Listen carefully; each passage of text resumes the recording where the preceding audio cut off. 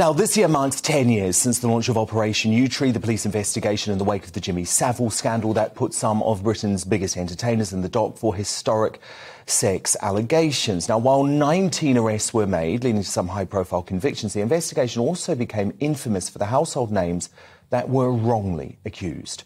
Among them was pop megastar Sir Cliff Richard, radio DJ Paul Gambaccini and former pop idol judge and DJ Dr. Neil Fox. An announcement earlier today revealed that a brand new documentary is in the pipeline titled The Accused: National Treasures on Trial, which will explore the catastrophic impact that these false accusations had on their lives. Sir Cliff and Gambaccini also joined forces in June when they launched a campaign calling for suspects to receive anonymity unless they are charged, so others don't have to go through their horrific ordeal. Speaking at that launch event, Gambaccini added that the then Director of Public Prosecutions, current Labour leader Keir Starmer, was, quote, the witchfinder general, and that the failures of Operation Yewtree can all be traced back to him. And I'm delighted to say that Paul Gambaccini joins me live in the studio. So, Paul, big announcement today, TV project with Cliff Richard, Dr. Neil Fox is a real friend of the show, actually, he's on regularly. Right. And your good self. What are we going to learn? Well, for one thing, my husband Chris is in it, and Neil Fox's wife is in it. Nice. So that means you get to see the damage that is done to the people in your life. Not just you. No. Family and friends suffer terribly.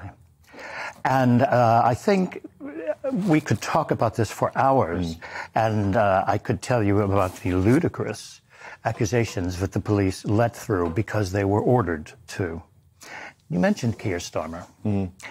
I went to Michael Gove when he was Justice Minister because those of us who found ourselves in the position of being ludicrously accused, and remember there were a few genuine offenders, and then there were the middle category, which is the real tough one. The accused and the accuser had met. What happened? What's the perspective? That's tough. But then there's our group where we didn't even know these people. And so we all were thinking, who thought this was a good idea? And so I asked Michael Gove, and he said, well, the National Police College said it started with Keir Starmer, with his change of philosophy, which I'm sure you're familiar. Which was believe all accusers. Yeah.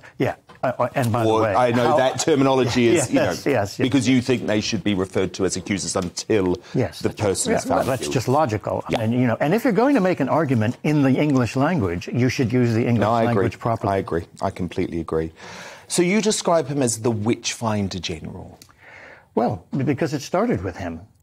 And you think he did this to potentially pursue a future political career? Because that is something that has at least been speculated upon. Well, let's put it this way. I don't know for sure, but it sure would be consistent with what I do know. You know, I was on TV AM for years, breakfast television, Camden Town, and walking to the tube station, I would often see Frank Dobson, MP, because the Labour headquarters was right near the tube station. And you were a big Labour supporter, we have to say, as well. This isn't political for you. Yeah, in my life, I have supported all the parties at different times. Yeah. But you're certainly not someone who was opposed to the Labour Party. No. I was... here is something which is completely grotesque. I had held a fundraiser for Ed Miliband in my flat the year before I was arrested, which turned out to be the last time I ever saw him, because the minute I was arrested, I was persona non grata. And the party, he just dropped you? They just dropped me. And the party called my husband Chris and said, Chris, you're welcome to come to the fundraiser, but we're going to uninvite Paul because, the press, there would be pictures of Paul instead of Miliband or pictures of Paul with Miliband. And the ironic thing was that particular fundraiser was based on what I had done with the Terence Higgins Trust in the 1990s. So they were basically throwing me out of my own thing. But they had a fundraising dinner, which was hosted by Stephen Fry. And Stephen said to me, what am I going to do? I've been publicized as the host, but I can't not say anything about you. And I said, Stephen, you're going to be the one with the microphone. You can say what you want. He said, excellent. So this was Keir Starmer's coming out party for the Labour Party. This is where he was going to be launched into Frank Dobson's safe seat by Ed Miliband. And so Stephen Fry does two bits. The first bit is, we must elect Labour, we can't afford a Conservative government, et cetera, et cetera. Then he said, we believe in justice, and that means innocent until proven guilty, and Operation U-Tree, and to repeat one of my points, if it were a football team, it would be relegated because it lost such a high percentage of its matches. And he walked back to his seat, which was next to Ed Miliband, and Ed Miliband said, according to Stephen, I can't believe you did that.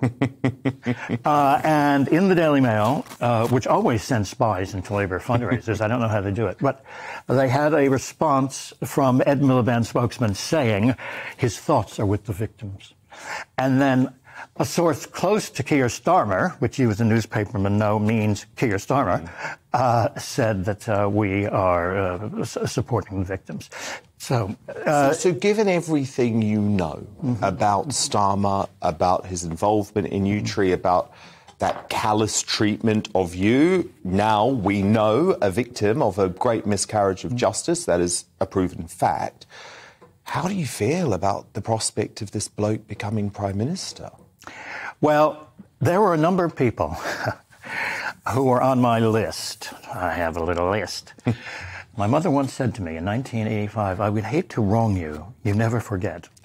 So as these people would fall, I would say, the curse of Gambaccini strikes again. So Bernard Hogan Howe, out. Cressida Dick, out. Alison Saunders, out. Lord Hall, out.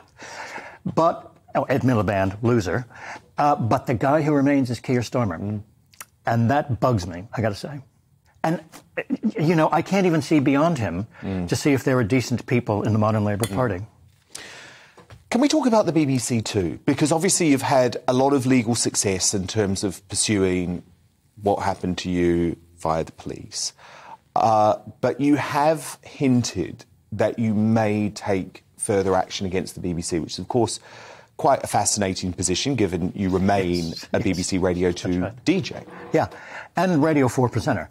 Apparently everybody seems to think that as long as I have no complaints about the network management, and I have no complaints about network management. It was only the corporate management. And these people, unfortunately, made a wrong choice. They committed themselves to dishonesty and injustice for their own public relations purposes. They thought, oh, well, we have to support the police at every time. And in so many cases, we could name names. I mean, we could damage careers, but that's not in my interest right now. It's not my priority right now. I would like the law changed first. But the idea that Lord Hall and his claque of hacks could get away with that and not publicly apologize, not atone, not admit error, well, guess what? May I just name Martin Bashir? My old friend Charlie Spencer. He's done pretty well against the BBC. And proving you can do it many years on, too. Yes, of course. So this won't go away. I mean, as long as I still walk the earth. And you're going strong. The others, you can't let it happen. They have to apologize. They have to atone. Because otherwise, I know that they are a morally corrupt institution, which is a terrible thing. I mean, the current Director General has refused to meet me. Really? Yes. He does not want to engage with the issue, thinking that it will go away. See, this is the big error of all these people. Yeah, it's not going to go away unless we die.